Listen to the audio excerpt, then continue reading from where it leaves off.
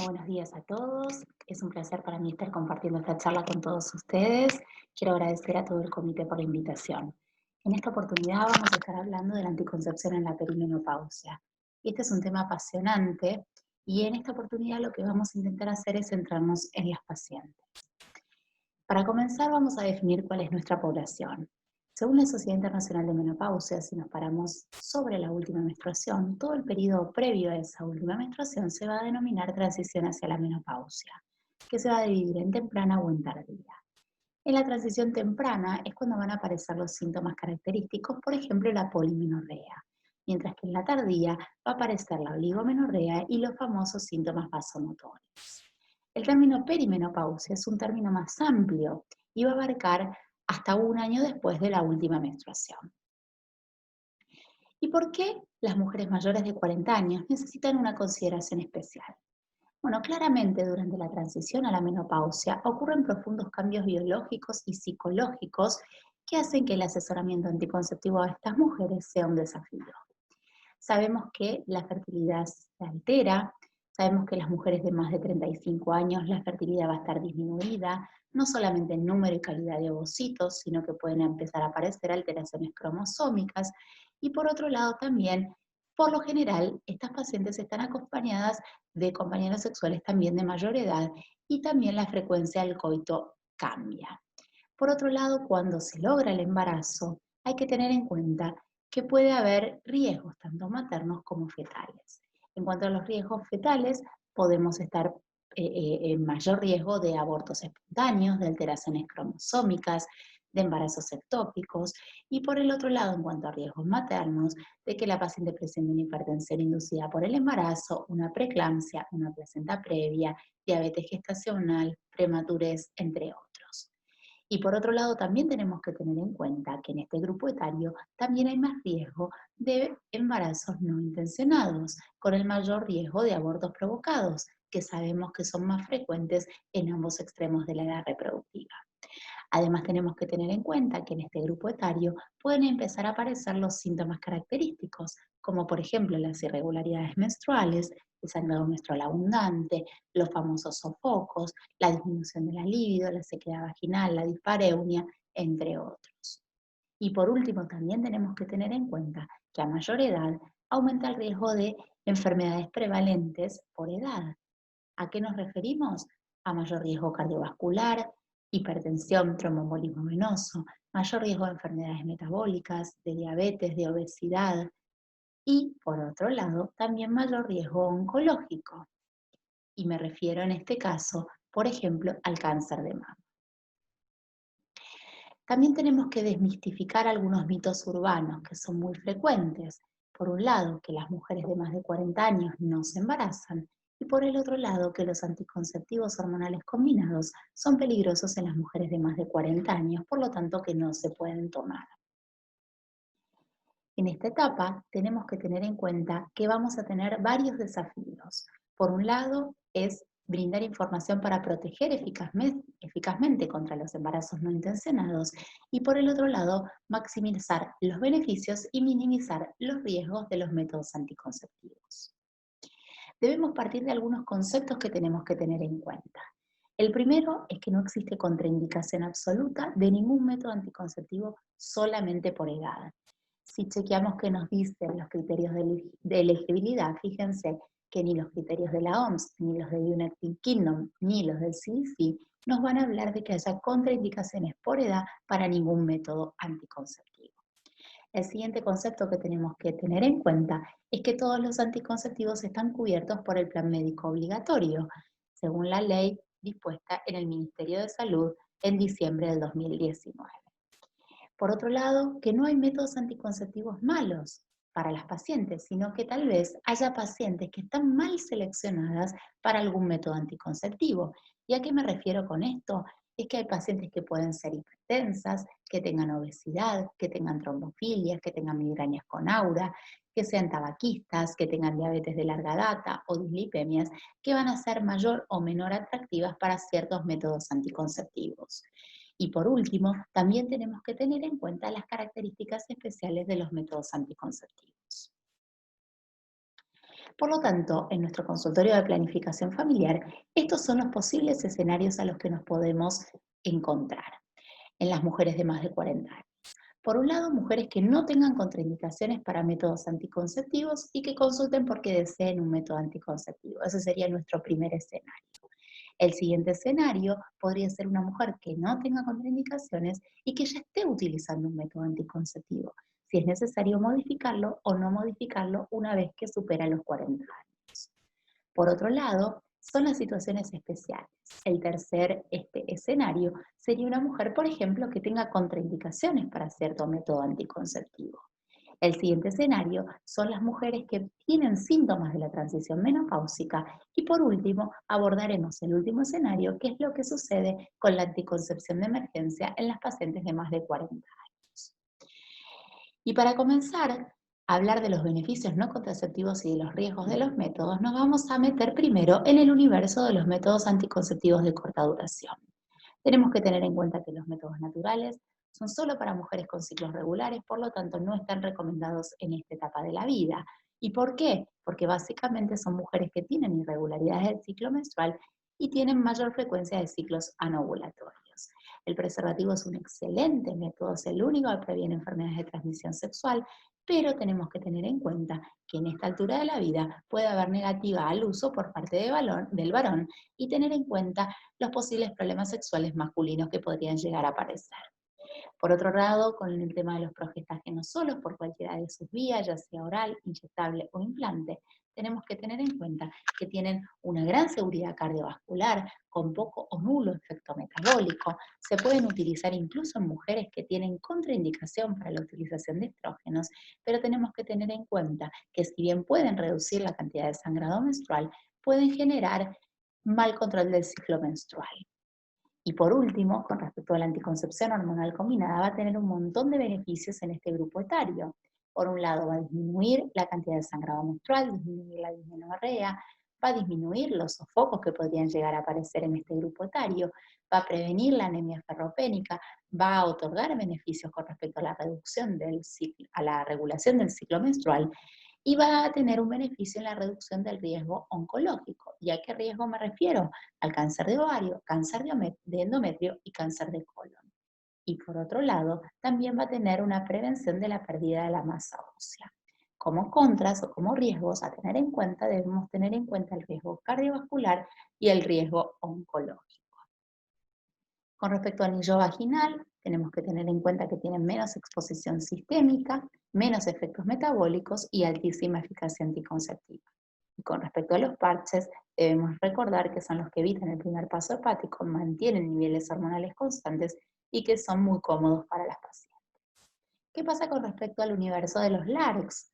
Por un lado, el DIU de cobre, sabemos que es un método de larga duración, desvinculado del coito, con altísima eficacia anticonceptiva, pero como contra para este periodo de la vida tenemos que tener en cuenta que puede aumentar la cantidad de sangrado menstrual y aumentar la dismenorrea, lo que lo hace menos atractivo para algunas mujeres en esta etapa de la vida. Con respecto al levonorgestrel, es un excelente método anticonceptivo de altísima eficacia anticonceptiva que va a reducir la cantidad de sangrado menstrual, va a reducir la dismenorrea y tiene un beneficio extra en cuanto a la prevención de hiperplasia de endometrio, que podría ser de gran utilidad en estas pacientes cuando a lo mejor tenga que iniciar una terapia hormonal de la menopausia. ¿Qué pasa con respecto a implante? Como lo mencionamos con anterioridad, altísima seguridad cardiovascular, poco nulo efecto metabólico, altísima eficacia anticonceptiva, pero recordemos que en esta etapa podría llegar a otorgarnos un mal control del ciclo que a lo mejor necesitamos durante esta etapa. Y por último, con respecto a la ligadura tubaria, sabemos que es un método irreversible de altísima eficacia anticonceptiva, pero que no va a tener beneficios no contraceptivos. ¿Qué pasa con el levonorgestrel en cuanto a la protección endometrial durante la terapia hormonal de la menopausia? Sabemos que el levonorgestrel es un DIU con forma de T que va a tener un reservorio en donde va a estar alojado el levonorgestrel, los 52 miligramos de levonorgestrel, y va a tener una liberación diaria de este levonorgestrel. Se sabe y está probado que dura por 5 años. Sabemos que esa liberación va a persistir a lo largo del tiempo y se sabe que todavía a los 8 años sigue estando esa liberación.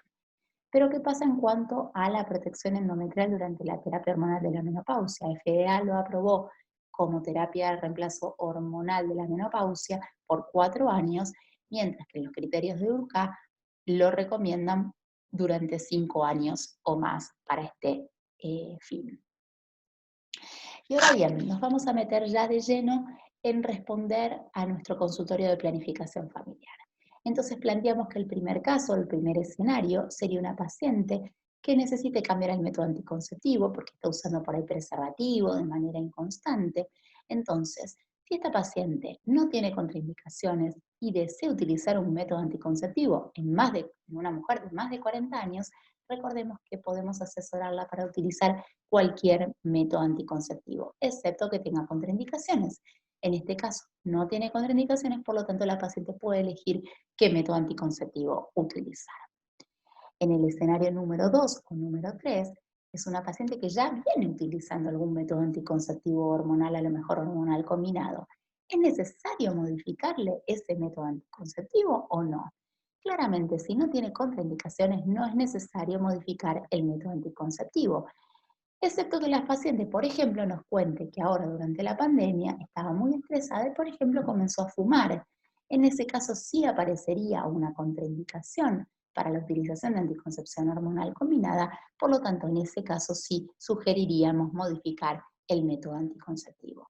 Recordemos que las contraindicaciones para la utilización de anticoncepción hormonal combinada son, obviamente, evaluar la presencia o el antecedente de trombosis venosa profunda, la presencia de migraña con aura, de diabetes de larga data, de dislipemias, de hipertensión arterial no controlada, y las pacientes, por supuesto, tabaquistas de más de 15 cigarrillos día, cuando tienen más de 35 años, es una contraindicación absoluta para la anticoncepción hormonal combinada. En resumen, la anticoncepción hormonal combinada es segura si la mujer no tiene contraindicaciones, por lo tanto, en el escenario número 2 no deberíamos modificar el método anticonceptivo.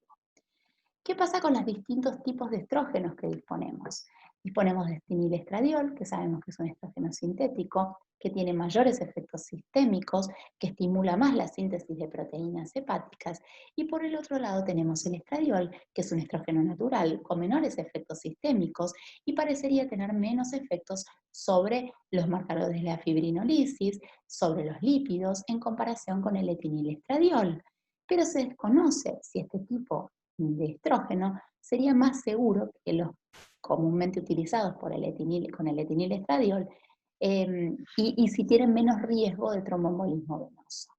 Entonces, ¿qué pasa cuando uno evalúa los trabajos a gran cantidad de mujeres? En el Aina Score, fíjense que se evalúa una gran cantidad de mujeres y lo que evalúo es el riesgo de tromboembolismo venoso con las diferentes formulaciones de anticoncepción hormonal combinada. Se comparó qué es lo que sucedía con el valerato de estradiol en combinación con el dienogest, etinilestradiol con el levonorgestrel y con otros anticonceptivos. Y fíjense que hubo diferencias, pero que estas diferencias no fueron estadísticamente significativas.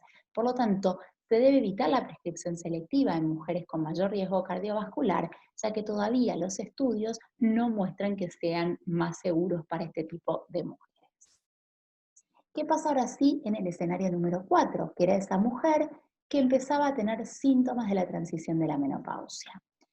Fíjense que nuestra paciente en esta oportunidad nos va a consultar por uno de los síntomas que es el sangrado menstrual abundante.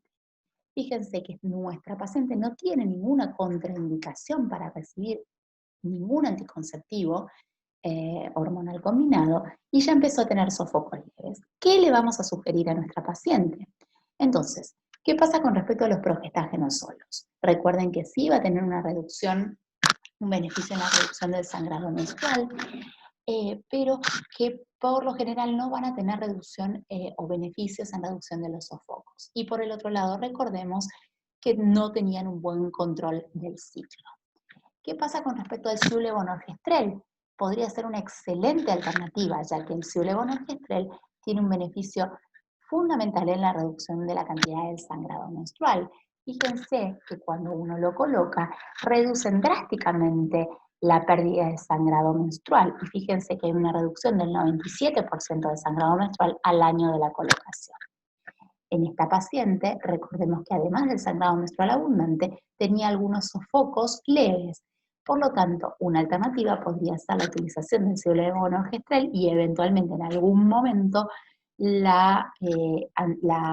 adicionarle la terapia hormonal de la menopausia. Pero parecería que como esta paciente no tiene factores de riesgo, una alternativa válida podría ser la utilización de la anticoncepción hormonal combinada. ¿Y por qué? Porque claramente sabemos que es efectiva en cuanto a la reducción de la cantidad de sangrado menstrual. Hay composiciones que son de valerato de estradiol con el Bienogest, que está aprobada por FDA para el tratamiento del sangrado menstrual abundante, con una reducción del más del 50% del sangrado menstrual. Pero también sabemos que existen otras formulaciones que también reducen el sangrado menstrual, y me refiero a cualquier formulación de anticoncepción hormonal combinada, por ejemplo, el estradiol con omegestrol. También tenemos que tener en cuenta que existen diferentes regímenes y en este caso un régimen también muy seductor sería la utilización de regímenes 24/4 o incluso de los rangos extendidos.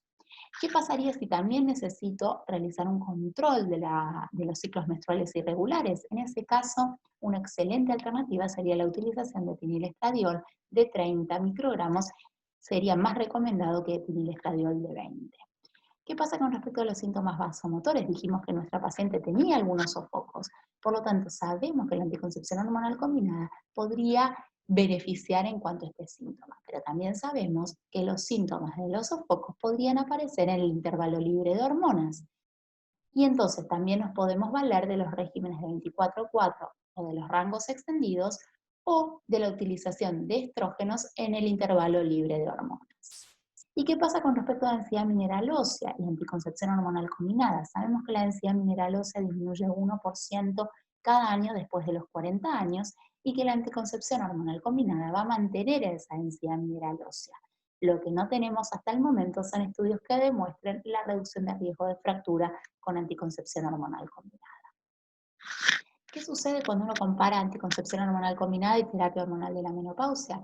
Claramente sabemos entonces que sí, con la terapia hormonal de la menopausia, dosis estándar, va a prevenir no solamente la pérdida de masa ósea, sino también la prevención de fracturas osteoporóticas. Entonces, haciendo un resumen, hasta el momento, una de las alternativas posibles sería que cuando uno está en una transición a la menopausia temprana, donde el síntoma característico es la polimenorrea, una alternativa podría ser la utilización de anticoncepción hormonal combinada o de progestágenos solos, obviamente de no existir contraindicaciones. Por el otro lado, cuando uno está en una transición a la menopausia tardía, donde empiezan a aparecer los síntomas de oligomenorrea y de sofocos, una alternativa válida sería la anticoncepción hormonal combinada o la terapia hormonal de la menopausia más un método anticonceptivo. Y claramente dejaríamos la terapia hormonal de la menopausia para las pacientes menopáusicas donde ya están en amenorrea. Otro escenario posible sería el número 3 y número 4.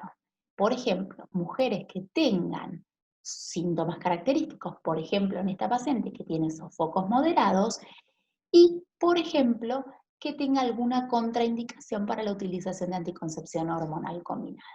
Fíjense este escenario. Nuestra paciente consulta por sofocos moderados que se van a caracterizar por la presencia de calor más transpiración. Nuestra paciente es irregular hace un año, pero tiene ya un método anticonceptivo. Está utilizando ligadura tubaria, o levonorgestrel o DIU. Pero fíjense que nuestra paciente combina una contraindicación, porque no solamente tiene los sofocos, sino que fuma 20 cigarrillos por día. En esta paciente en particular, sí, probablemente nos veamos beneficiados con el inicio de una terapia hormonal de la menopausia. ¿Y por qué? Porque claramente darle un anticonceptivo hormonal combinado lo tengo contraindicado por el factor de riesgo que tiene nuestra paciente y esta paciente no requiere anticoncepción porque ya tiene colocado un SIU o ya tiene una ligadura tubaria. Por lo tanto, lo que me tengo que preocupar es de tratar sus síntomas. Y por supuesto, cuando uno indica una terapia hormonal de la menopausia, tenemos que tener en cuenta la edad de la paciente, el momento de inicio de los síntomas y las diferentes formulaciones que tengo disponibles. Por supuesto que en este caso, como se trata de una paciente en la transición a la menopausia, sí estoy en la ventana de oportunidad para poder iniciar esa terapia hormonal de la menopausia, donde los beneficios van a superar a los riesgos. En cuanto a las vías de administración y las dosis equivalentes, en esta diapositiva les armé una comparación entre las dosis de terapia hormonal de la menopausia y de anticoncepción hormonal combinada. Fíjense que cuando uno habla de dosis de etinilestradiol, fíjense que las dosis de etinilestradiol son 4 veces mayores las que se utilizan para anticoncepción hormonal combinada que las que requeriríamos utilizar para terapia hormonal de la menopausia. Pero ¿qué sucede cuando uno compara los estrógenos naturales? Fíjense qué pasa con el valerato de estradiol. Las dosis que se utilizan para terapia de reemplazo hormonal son entre 1 y 2 miligramos, y fíjense las dosis equivalentes de anticoncepción hormonal combinada. Hay una formulación de dosificación dinámica que está compuesta por valerato de estradiol entre 1 a 3 miligramos con dienogest. Fíjense que son dosis similares a las que uno utiliza en anticoncepción hormonal combinada. Y fíjense, lo mismo sucede con el disita beta estradiol. Hay una combinación de terapia hormonal de la menopausia que está en combinación con la drospirenona, y fíjense que también tenemos una combinación para anticoncepción hormonal combinada con estradiol de 1,5 miligramos en combinación con el nomegestrol. Y por otro lado, lo que nos tenemos que plantear es si la terapia hormonal de la menopausia sirve como método anticonceptivo. Y claramente no. La terapia hormonal de la menopausia no inhibe la ovulación en forma consistente y por lo tanto no debe ser indicada como método anticonceptivo. Sí tenemos que tener en cuenta que la paciente que inicie una terapia de reemplazo hormonal en esta etapa de la vida debe tener un método anticonceptivo además de utilizar la terapia hormonal de la menopausia. Las pacientes que utilizan ciulevonorgestrel sí tienen la indicación sí tienen protección endometrial con este método anticonceptivo, pero fíjense el que sucede con los progestágenos por cualquiera de las otras vías, ya sea inyectable, ya sea vía oral o ya sea por implante. No hay comprobación científica que haya protección endometrial con este tipo de método anticonceptivo. Y por último, el escenario número 5 es qué es lo que sucede en una paciente de más de 40 años en la transición a la menopausia, en la perimenopausia, que consulte por anticoncepción de emergencia. Claramente no hay ninguna contraindicación para la indicación de anticoncepción de emergencia en este grupo etario. Se puede indicar ya sea el levonorgestrel a una dosis de 1,5 miligramos, ya sea la colocación del DIU de cobre. El DIU, levonorgestrel, recordemos que no está avalado para anticoncepción de emergencia, y también podríamos utilizar el acetato dolipristal, lo que pasa que no lo disponemos por el momento en nuestro país para anticoncepción de emergencia. Por otro lado, ¿cuándo debemos suspender el método anticonceptivo y cuándo debemos evaluar pasar a una terapia hormonal de la menopausia? Todas las mujeres de más de 55 años pueden suspender la anticoncepción. ¿Qué pasa si las mujeres están utilizando un método anticonceptivo no hormonal? Va a ser fácil diagnosticar. ¿Por qué? Porque una mujer de más de 50 años que haya tenido ya más de un año de su última menstruación puede suspender el método anticonceptivo, y para mujeres de menos de 50 años se requiere que haya pasado 2 años de la última menstruación. Pero ¿qué pasa para las mujeres que están utilizando un método anticonceptivo hormonal? Recordemos que la presencia de sangrado menstrual periódico no va a significar función ovárica conservada, y por el otro lado tampoco la menorrea no va a necesariamente significar el cese de la función ovárica ovulatoria. Por lo tanto, para las mujeres que están utilizando un progestágeno solo, que tengan más de 50 años, se puede dosar la FSH para verificar el estado menopáusico. Si tiene un FSH más de 30 en 2 determinaciones separadas por 6 semanas, haríamos el diagnóstico y podría suspender el método anticonceptivo. ¿Qué pasa con respecto al ciulevonorgestrel? Es necesario determinar no solamente la FSH, sino el estradiol. ¿Y qué pasa? Cuando una paciente tiene un FSH más de 30 con un estradiol de menos de 20, podría significar una falla ovárica, pero si la paciente tiene un FSH más de 30 con un estradiol de más de 80 picogramos mililitros, podría significar un pico ovulatorio. ¿Qué pasa con respecto a las pacientes que están con anticoncepción hormonal combinada?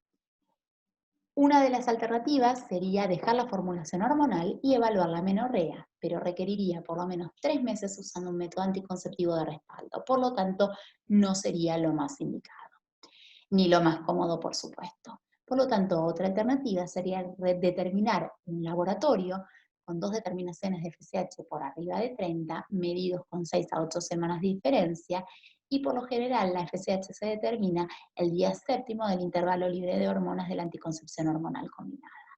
Si la FSH es más de 30 en 2 ocasiones, no es necesario un método anticonceptivo, pero si la FSH es menos de 30, sí sería necesario un método anticonceptivo. Podría llegar a ser un falso negativo, por lo tanto, se evalúa al año. Por último, este es nuestro algoritmo de anticoncepción en la transición a la menopausia de nuestro hospital, de la sección de endocrinología ginecológica, climaterio y planificación familiar de nuestro hospital. Y por último, sí, los mensajes para llevarnos a casa. Recordemos entonces que las mujeres después de 40 años pueden quedar embarazadas, por lo tanto es mandatorio determinar la necesidad de anticoncepción. Recordemos que no hay contraindicación absoluta para ningún método anticonceptivo, solamente por edad. Que la anticoncepción hormonal combinada claramente tiene beneficios no contraceptivos importantes en esta etapa. Que el ciulevonorgestrel otorga beneficios en prevención de hemorragias y protección endometrial, de ser necesaria la terapia hormonal de la menopausia. Y por último, que la terapia hormonal de la menopausia no es un método anticonceptivo. Les agradezco muchísimo su atención y espero que haya sido de utilidad. Muchas gracias.